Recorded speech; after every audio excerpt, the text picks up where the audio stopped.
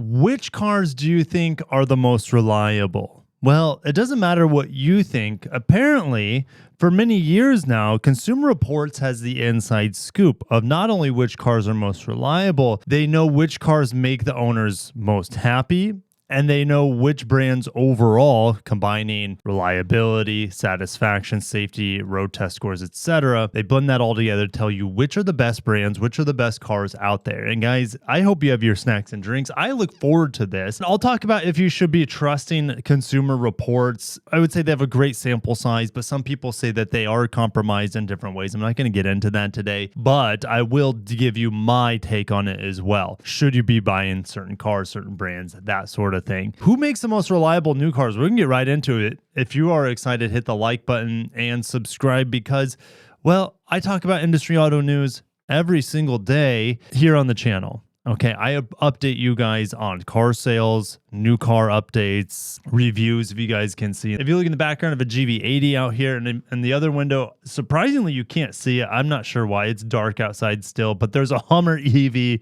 on that side, that gargantuan. All right, so stay tuned for those reviews and many more reviews to come. So here we are. Who makes the most reliable cars? Let's not beat around the bush. Let's talk about the least reliable. Rivian, Ram, Jeep. Rivian, new car maker. Anytime you have a new manufacturer, there's going to be a lot of quality control issues. Ram, Jeep. Well, you might be saying, Kirk, those vehicles have been around for a long time, but they just have low standards of quality, those brands, Ram and Jeep. I think many of you would agree. I just reviewed the Jeep Wagoneer S. That vehicle was an absolute joke overall, but the build quality was complete trash. All right. GMC, then Chrysler. Can't believe Chrysler's still a brand. Genesis. Wow.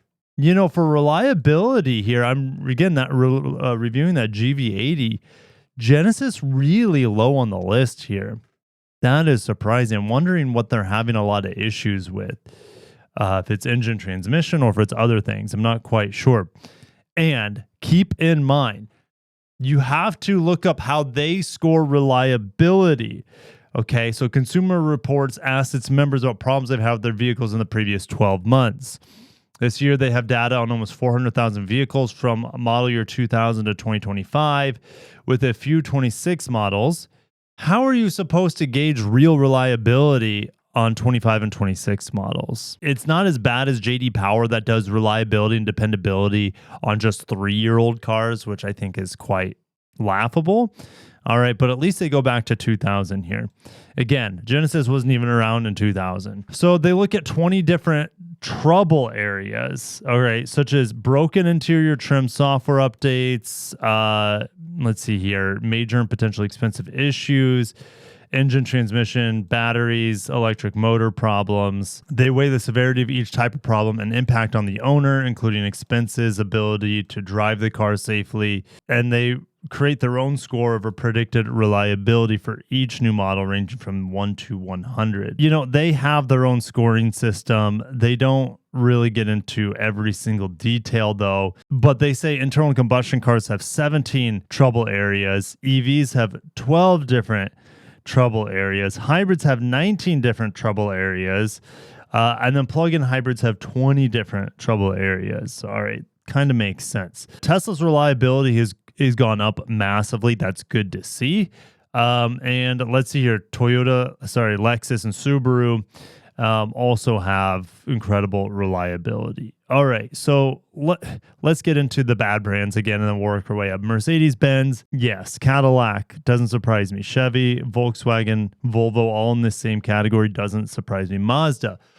Why is Mazda used to be very reliable on this list? What has happened? Well, it's the introduction of the CX-70 and the CX-90 that were all new from the ground up. New engines, new transmissions, new everything. And those have had not a very good reliability testament so far. All right. It's not looking good for those cars. They are still green, meaning they've only been out for 2 years, the 90 and the 70. So they will get better. But if you're buying one of those cars, think about extended warranty. Maybe just think about leasing them. All right. Audi's reliability has gone down a lot. If we look at Automotive News, they said Audi fell from number 7 to number 13. Mazda slipped from 6th to 14th. Yikes. Those large platform vehicles, while they're fun to drive, they're great. They have given Mazda a fit. Hyundai has engine problems, dropping them from 10th place to 12th. All right, so let's get straight into Hyundai then. All right, Ford apparently has had its best showing in 15 years. Interesting. Kia, then Tesla. Tesla used to be down here with Rivian in years past. All right, they've slingshotted all the way up to the top 10. That's really good to see for Tesla. And I'm not like a Tesla homer. I'm completely neutral on them. Don't think that I'm just like a Musker or whatever. Definitely not. But you guys can see that I want these brands all to become more reliable. Why would it benefit any of us if all these brands stayed crap in terms of reliability? It wouldn't. And the market is kind of the way it is right now because people are like, yeah, Toyota, Lexus, Subaru, Honda, these brands have a lot more desirability, especially Toyota and Lexus. Their day supply is extraordinarily low. And as a result, you can't really get good deals on their cars, all right? Because people know that they're more quality vehicles on average. Now, that's not always the case because there are certain models that are turds within those brands, and I wouldn't be buying due to reliability issues. But overall, those brands are very reliable and very respectable. All right. And you want your money, your huge purchase, to not be on a steaming pile. And that's why these models down here, they have huge day supply in their lots. Okay. And a lot of these other brands too in the middle, and like the rock fight that is the middle. And then you have these brands, Toyota, Lexus, Honda to an extent, and then trying to remember Subaru's day supply off the top of my head. I think Subaru's kind of in the middle right now. BMW looking good for reliability. Remember, BMW used to have terrible reliability. Look at them getting their act together. Nissan's reliability has gone up as they get away from CVTs, and they've improved their CVTs too. Acura, they're falling quite a bit behind. Honda a few points. Buick, the most reliable General Motors brand, which is funny because most of their cars are made in Korea or China. Yeah, so there you go. There's the best predictor of reliability for brands. And you could say Toyota's top 3 because Toyota owns 20% of Subaru. They co-develop their hybrids, etc. What about owner satisfaction? This doesn't necessarily correlate with reliability. All right. But we need to look up how they score satisfaction. Again, 380,000 vehicles were surveyed, or people with 380,000 vehicles were surveyed from 2023 to 2025. So reliability went all the way back to 2000, but this is new cars. This is new car satisfaction based on price, performance, reliability, comfort, enjoyment, etc. If given the chance again, would you buy the same vehicle sort of thing? Ownership cost. Tesla is super happy with the cost of ownership. Rivian, okay, cost of ownership on those cars in theory is low because of very low maintenance. It's pretty much just tires, tire rotation, right? Is electric cars. Hyundai, cost of ownership. Kia, cost of ownership high. Toyota and Mazda high. Least satisfying, Mercedes-Benz. Doesn't surprise me. Very expensive cars, and they're very expensive to maintain. All right, let's go into the next category here. Usability, how easy it is to use climate controls, gear selector, infotainment. I haven't driven a Rivian, so I can't speak on that. Genesis, yeah, the Genesis outside is really easy to mess with. Chrysler, well, that's just based off on one car. Hondas are extraordinarily easy. I would say right up there with the best. I prefer to interact with Honda interiors and even Genesis, because the Genesis, they have lots of bells and whistles. There's just so many other buttons and menus because it's a fancier car. Chevys, I would say overall, are very easy to work with compared to GMC products or even Cadillac products. Right, those products, the more money you spend, the harder they are to work with because they just do everything screen. All right. And you might be saying, Kirk, Tesla made it into there, but Tesla does software probably better than everyone else. So least satisfying is Volkswagen. Would I agree with that? Well, possibly. I mean, there's so many bad ones nowadays. Volkswagen's up there because, they take away your volume knob. They take away your climate control physical, but everything's touch capacitive. I would say Volkswagen overall is probably the worst in usability. Least satisfying for cabin storage. Why is well, maybe they're looking at the Mazda 3 because that's really small, or like a Miata because that's really small. All right, but that's silly because you look at the CX5, the CX50, the CX7090. Those have a lot of cabin storage, and the CX30 is really small on the inside, so maybe that makes sense. All right, but that's not worth talking about. Driving. What are people most happy to drive? Well, people who have their Teslas and Rivians absolutely love them. So that's something to think about. BMWs are also very fun to drive. All right, Genesis.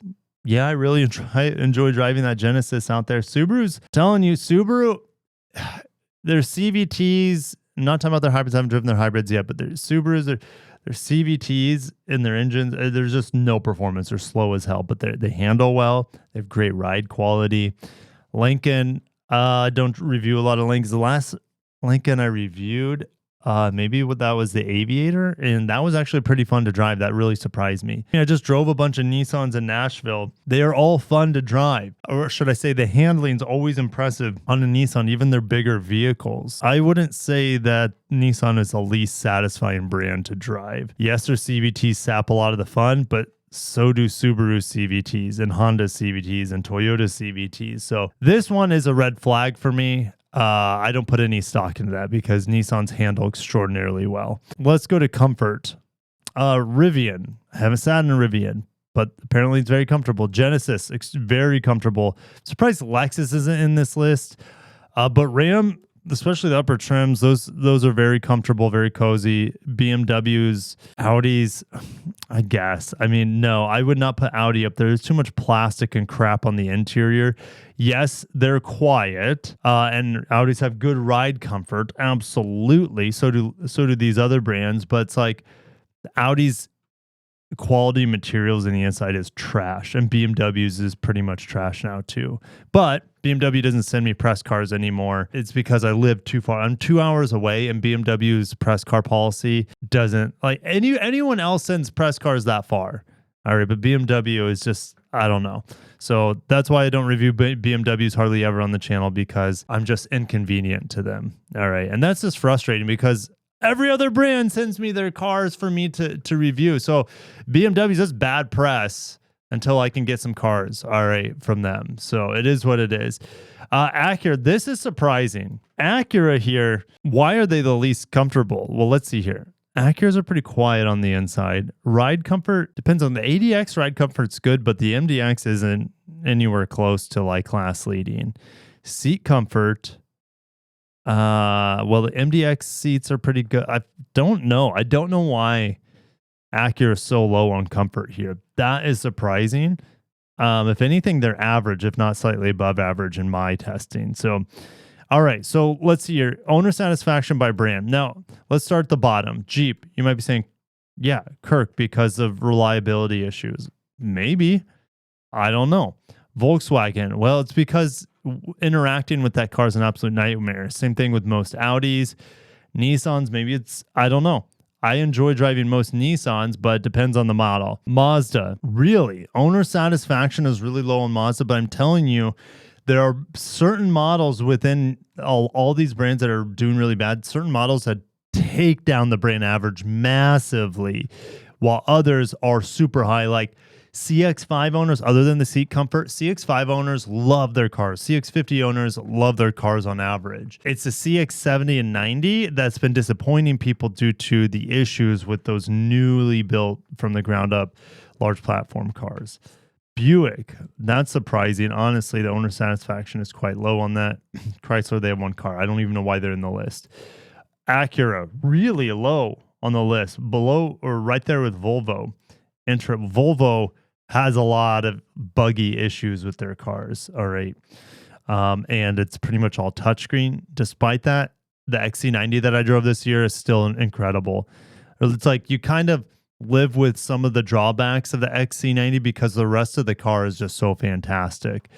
All right, Mercedes-Benz, middle, actually below here. Anything in yellow is not good for consumer appreciation or satisfaction, but keep in mind, a lot certain models in those lineups really drag them down. All right. So let's just get into the top 10 here. Chevy, Honda, Toyota, Lexus. Look how far Lexus has fallen. Toyota Genesis is really high, even though the reliability is not good. Consumer satisfaction is high. Look how high Rivian's just on another level here for consumer satisfaction. I don't know how long this it will last. When you have poor reliability, you can only convince yourself for so long that you're having a good experience.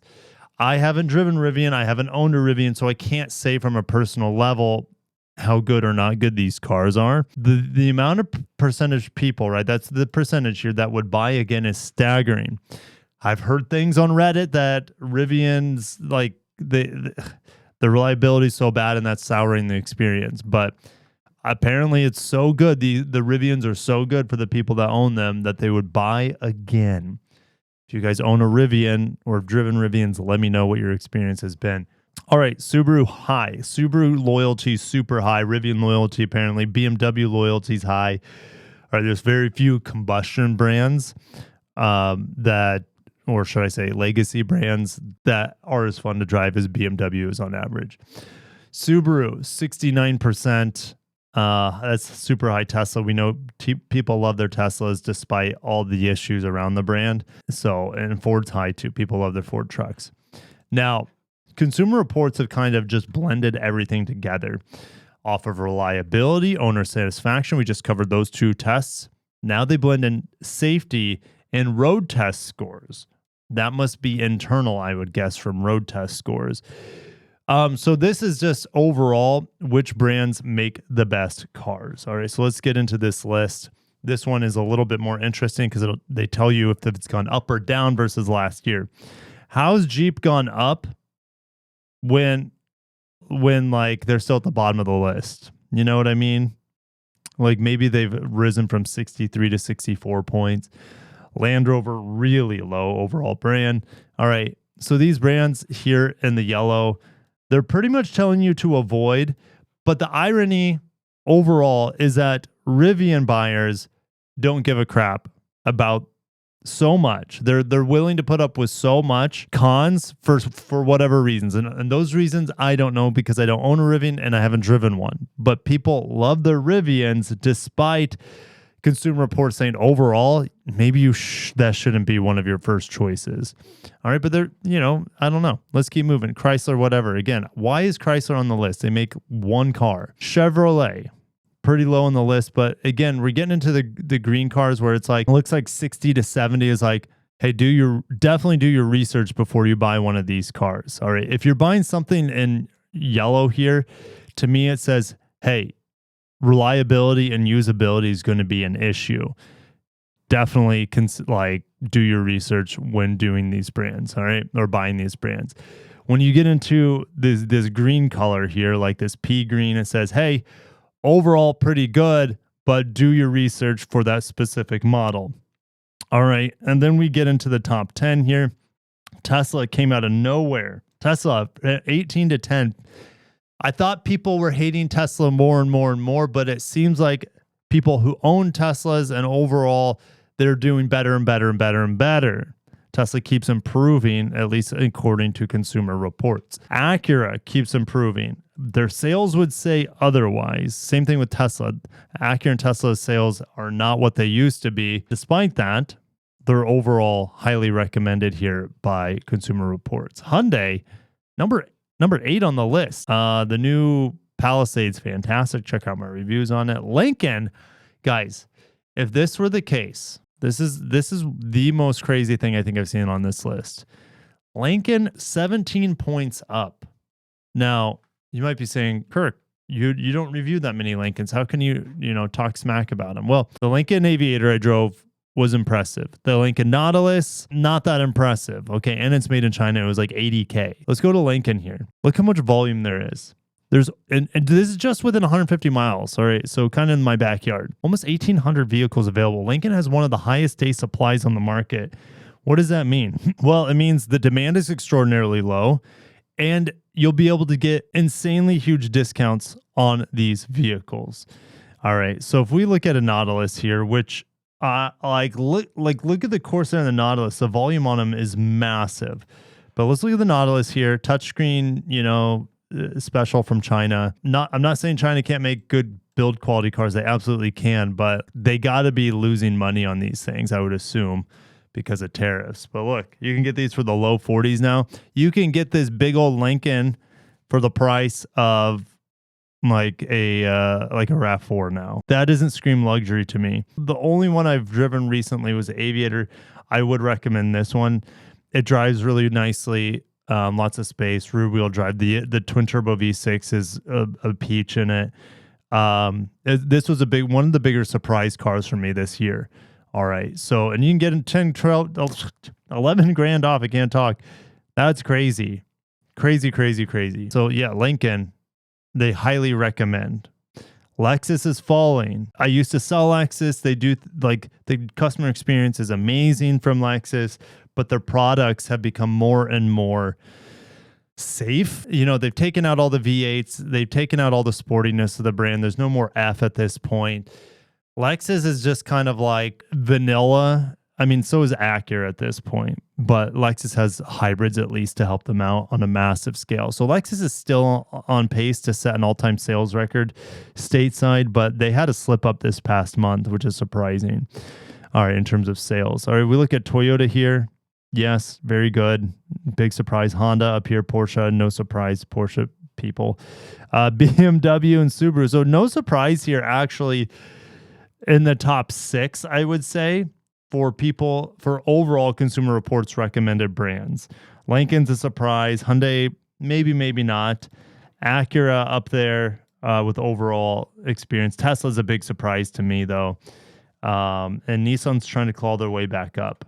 So fascinating stuff here. I thought I would share this. Let me know how much stock you put into. I don't put much. If you're interested in a certain model, that's the research you need to focus down on, not the overall brand. You can have, look at Mazda. The CX-90 and the CX-70 have a ton of reliability issues. But if you look at the CX-5, that car's been around for a decade until the new one comes out in a few months. But that car's going to be as reliable as just about anything on the road. All right, so you have this huge teeter-totter effect within that same brand.